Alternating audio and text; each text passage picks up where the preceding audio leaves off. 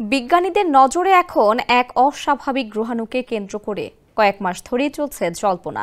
নতুন তথ্য বলছে এটি পৃথিবীর নয়, বরং চাঁদের দিকে ধেয়ে আসছে। যদি আঘাত করে তবে এর ধ্বংসাবশেষের কিছু অংশ পৃথিবীতেও ছিটকে আসতে পারে বলে আশঙ্কা করছেন গবেষকরা। যুক্তরাষ্ট্রের মহাকাশ গবেষণা সংস্থা নাসা জানিয়েছে 2031 সালে YR4 গ্রহাণুটির চাঁদে আঘাত হানার সম্ভাবনা রয়েছে। সম্ভাবনাটি এখন 4.3% পর্যন্ত পৌঁছেছে, যা আগের তুলনায় অনেক বেশি। 2025 সালের মে মাসে জেমস ওয়েব স্পেস টেলিস্কোপের মাধ্যমে গ্রহাণুটির মাপ নির্ধারণ করা হয়। বিজ্ঞানীদের হিসেব অনুযায়ী এর দৈর্ঘ্য 174 থেকে 220 ফুট, যা প্রায় 10 তলা ভবনের সমান।